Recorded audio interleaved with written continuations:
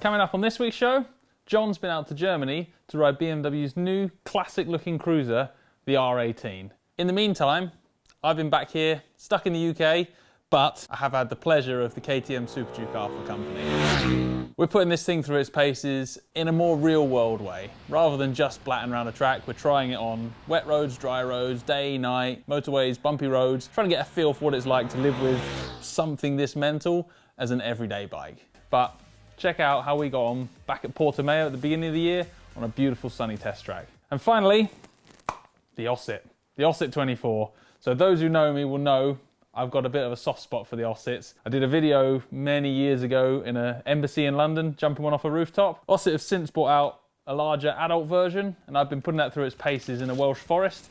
Did a video with Ollie Tennant, shot the whole movie on iPhone. In terms of the videography, it's amazing what you can do with a phone these days. And in terms of the bike, we had a hell of a lot of fun shooting it. Check that out after this. I've written and spoken in the past about how some manufacturers have this kind of skin deep, almost veneer of heritage and legacy that they can tap into when they're talking about retro products. Certain Japanese manufacturers, there's no other way of dressing it up. They just didn't exist 100 years ago, even 60 years ago. Other manufacturers, it's an easier job for them to tap into their past, and I'm stood next to the largest production boxer twin BMW have ever made, which is cool. We're going to get to that. I'm on the launch of the BMW R18, but I think it's important for me to try and walk and talk you through the history of why I'm stood next to this bike, and where better than the actual building where the boxer story started. This rusty old engine over here that we're about to go and take a look at was built in this building 100 years ago. The boxer twin story started for BMW in 1918 when they were banned from making aeroplane engines for obvious reasons. Have a look if you don't know. Google what was going on back then. They weren't allowed to make aeroplanes anymore, which was where their roots laid, so they jumped into engine production and then motorcycle production. This boxer twin, serial number 25001, was the very first one that they ever made, and it was made in this actual building. They kind of syndicated it out. This weird looking thing up on the wall is called a Victoria. They were selling these engines to other guys, and that's where the story starts for the R18. But I need to come and show you a bike called the BMW R5. This bike was built in 1935, so when I was waffling over there about that skin deep veneer of heritage and retro that some manufacturers have to try and make work, for BMW the story is very, very real. This bike, and I'm hoping that if I stand here and point to these lines here, and then my editor cuts away to these lines here on the brand new R18 that I've been riding all day, you can see exactly where the styling cues have come from, where the heritage has come from. You know, this is a bike, like I say, that was built in 1935. If you look at the tank shape, I've basically been staring at a 16-litre version of this all day on a 2020 model. The pinstripes, one thick, one thin, the black paint, all of these beautiful little parts have come together to give us BMW's invasion of the cruiser class. So R18 is a typically classic layout, and I'm sticking with the R5 from 1935 just to show you a few more things before we go and look at the new version. This nickel-plated drive shaft that you can see here, that features on the new bike. You'll see it in a minute. And just the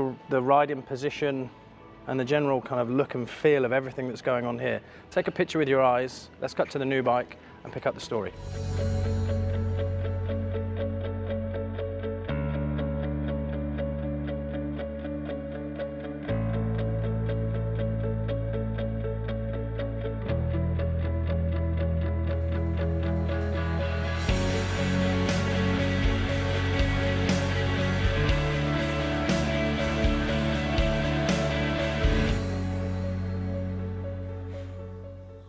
So here it is. It's massive. It's called the R18 for obvious reasons, 1800cc. It's the largest capacity. They're calling it a big boxer that BMW have ever made. It's a huge engine. Again, I'm just casting an eye over this after having looked at the R5 round there, and the design cues are huge. There's more crossover between this and a bike that was built over 70 years ago than I've seen from other manufacturers trying to link 2020 to 2010 is outrageous. I'll give you some of the numbers. It costs 18,995 quid in this first edition trim. That's what they're calling this one. For your money, as standard, you get heated grips, ridiculous as it always seems to be with every BMW. 16-litre fuel tank, 91 horsepower. I hate chucking numbers at you, but 158 newton meters of torque. If you're in America, 1800cc is 113 cubic inches, so it sits right in between that Milwaukee 8, 107 and 114. It has traction control, it has rain, it has rock, and it has roll modes. So the three rider modes that you get as standard riding modes by David Hasselhoff, it would seem. Regardless, I spent all day today in the rain. And the modes actually do work. Rain softens everything off, makes riding very, very easy. Roll is that kind of halfway house, and rock just sharpens everything up. So like I say, you do get ASC, the traction control. You can turn it off on the fly. You can flick between all those riding modes on the fly. You also get torque control. You get very easy to navigate through because it's very simple. There's nothing complicated about the dash on this. It's a single clock, a mix of analog and digital. You can scroll through and see what's going on. There isn't a massive selection of information to pick up on, but you can figure out how much fuel you're using, what the time is, what the day is, what gear you're in, and other marginally important functions. The elephant in the room, or the elephant in the Zimmer, making that up as I go along. The exhausts are pretty howling. Not many people like them, so the internet says. I've spent all day listening to them and looking at them, and they've grown on me a little bit. But as is the way with cruisers and custom bikes, accessorizing and choosing an exhaust to suit you with this bike is as easy as it was 5 or 10 years ago with a sports bike.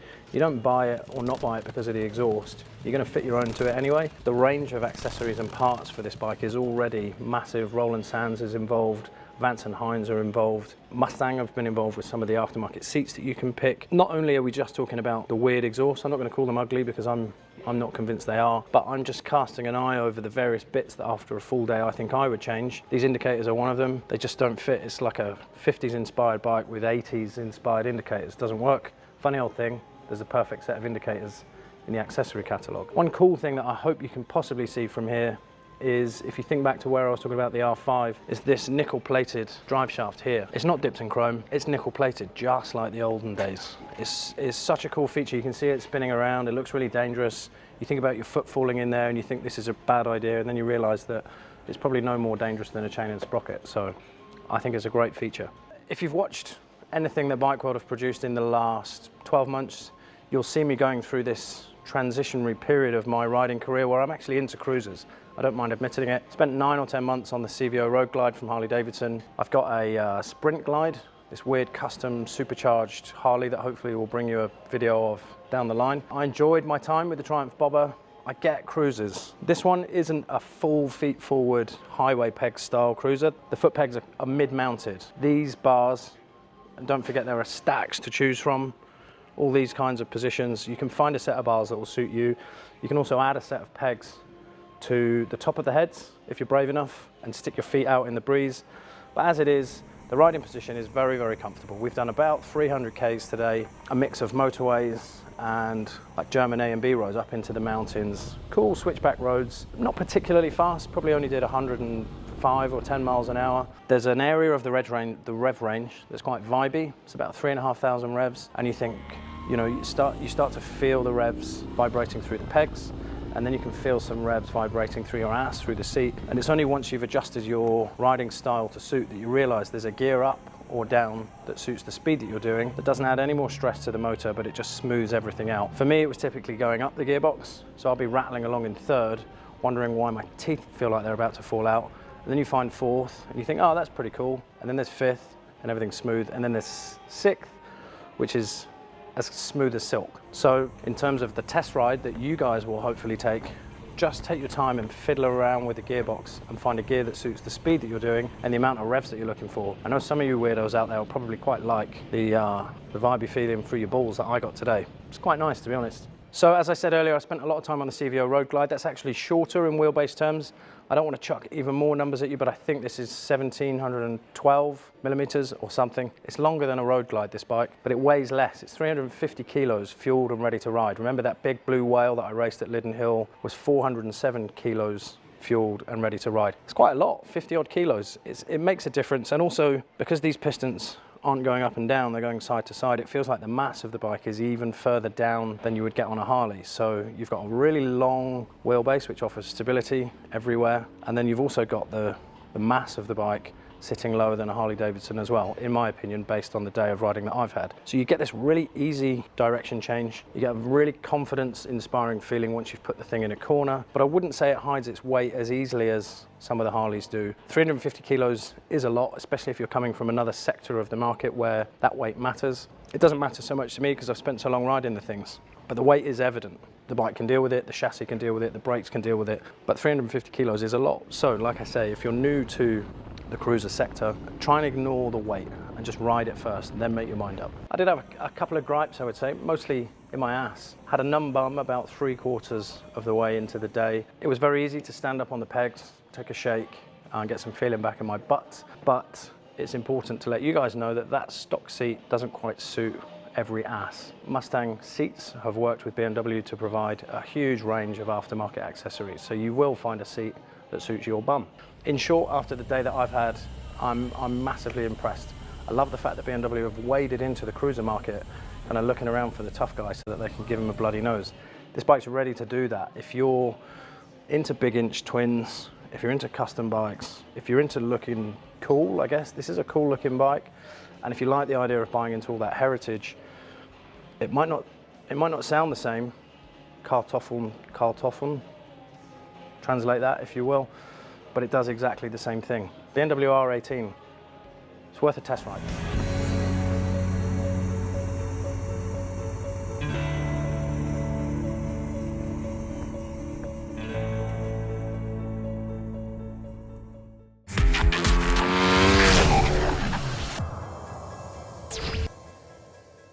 Okay, it's nearly time for me to head back out into the cold and the wet and the rain to do some real world evaluation of the Super Duke R, to see what it's like when we've not got tyre warmers and knee sliders on.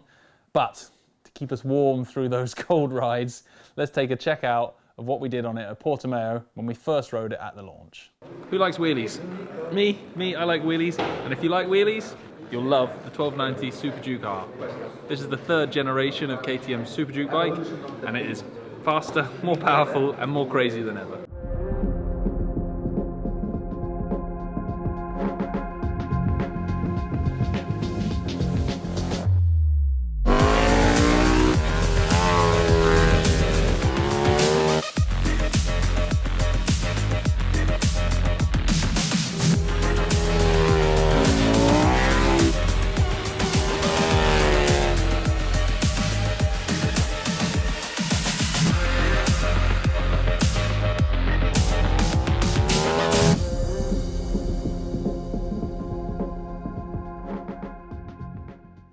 Beast 3.0. That's what KTM are calling their new 1290 Super Duke R, and it's down to us to find out whether they're right and whether the name's appropriate. Now, the 1290 Super Duke has been around for a while. We've had a couple of different guises. This is the third iteration, and this time KTM has really revamped the entire bike.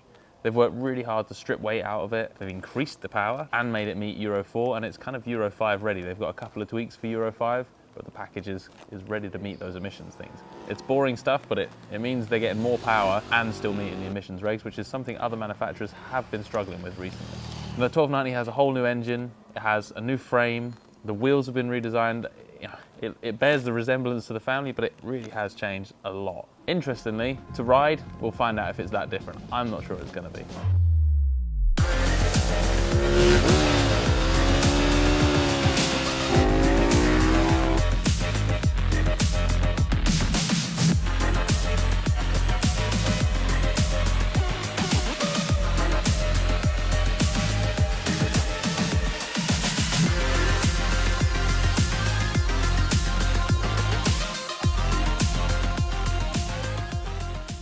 Now, my favourite bit about the KTM attitude to bikes is are they still childish and irresponsible? Kind of, in a way. You know, the bikes are very well made now. The quality has improved massively in the last 2 decades with KTM. They are still very edgy bikes. You know, they're still bikes built by people who love motorbikes. You know, you talk to this KTM staff and they're all out hammering these things around the mountain passes at every opportunity. at the launch, they're all riding the bikes at the launch. They just can't get enough of riding. I kind of think that shines through in the product. You get a bike that's built by Austrian lunatics, 4 Austrian lunatics, and the rest of us can just hang on and hope for the best. One thing that they've really tried to do with this Super Duke though is, I don't want to say make it more accessible, but make it more usable. They've worked on the suspension really in-depth changes there. They've used a linkage system for the first time on the Super Duke to try and get it to be more compliant on the road, to work better as a road bike, while retaining that kind of high-end sporty performance and to still work better than it used to on track. They've done a lot of work with WP. There's some really high-quality kit on this bike, and we're hoping that's going to translate into a bike that is better on the road and better on the track. At least that's what KTM are saying.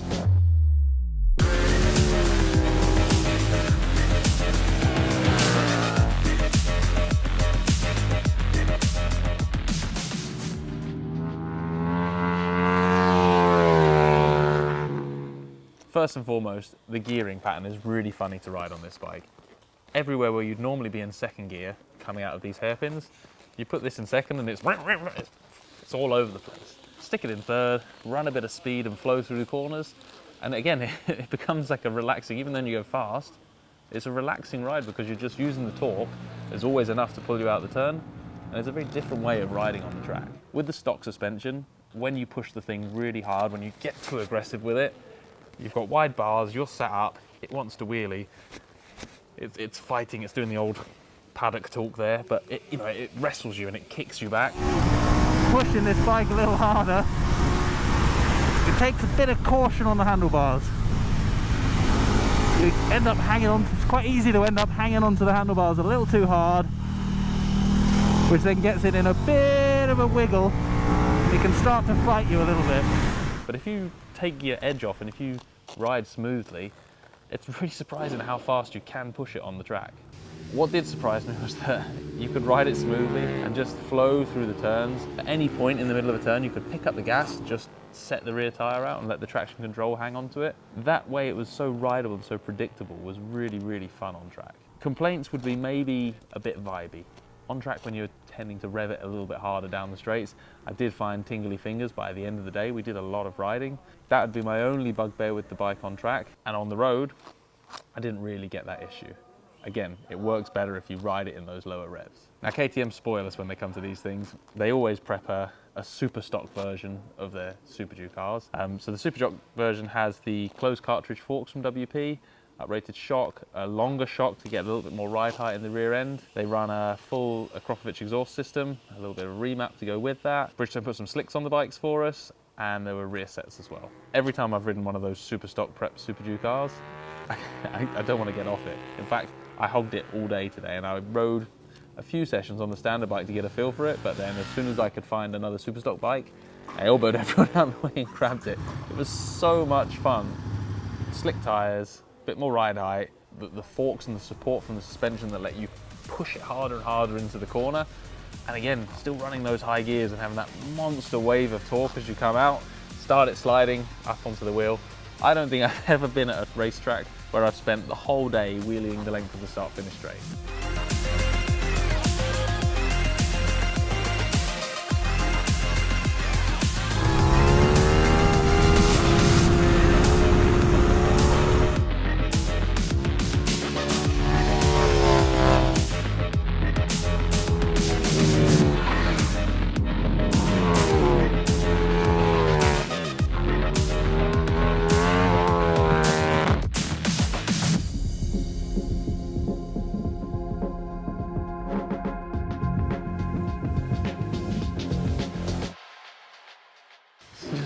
You just don't do it. You come into the start-finish straight here at Portimao in 5th gear on the Super Duke, and there's a small crest. I watched the speedo one time, and at 210 kilometers per hour, so that's 125, 130 mile an hour, a little burper throttle, and it goes whoop, up onto the back wheel, and that was it, all the way down the start-finish straight, 5th gear, every lap. And I just so surreal that a bike will do that lap after lap after lap. Feel completely in control, completely happy to do it.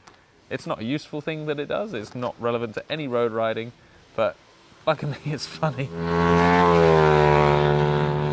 And that's what I came to the conclusion on the track. If you care about lap times, don't buy a Super Duke R to ride on the track. It's pointless. Go and buy a hypersport bike, a super sport. But if you want to ride on track for fun, this thing is an absolute hoot. You'll find yourself popping wheelies and sliding out of corners in places you've never done before. The super stock prepared one makes a very, very good track bike and you can push it hard, but at the cost of road manners. I think stick with the stock bike, enjoy the fact that it's a really good road bike, and then when you get to a track day, while everyone else is messing around looking for elbow down and trying to do fastest laps, you would be giggling your head off, popping wheelies out of every single turn, and just riding around on that monster end. It doesn't have a purpose in life. It's not a touring bike, it's not a commuting bike, it's not a sports track bike, it's just a bike. It's just a really, really silly bike. There's a kind of honesty to it. They're not trying to win races with it, they're not trying to outperform anything else. It's just a pure hooligan machine. It's just a bike to make you smile, make you laugh, and make riding fun. And in that respect, that thing is awesome. So riding here today at the track were Jeremy Williams, you might have heard of, GP hero, GP god, has had quite a lot to do with the Super Duke over the years, and a lot of development riding from him. There was also Chris Fillmore, who is the Pikes Peak winner in all 3 categories on KTMs, so seriously quick rider, and Alex Hoffman, another GP legend. Having those guys riding out on track was, again, a riot, but it was so telling. You've got 3 guys who are racers with racer heads on, and they did about 3 quick laps and then spent the rest of the time going up and down the straights. And every time I saw them come in, they were all giggling like idiots. And that sums the Super Duke R up. Whether you're a new rider or a GP Pro or anywhere in between, it will make you giggle like an idiot and maybe do a small wee if you're scared.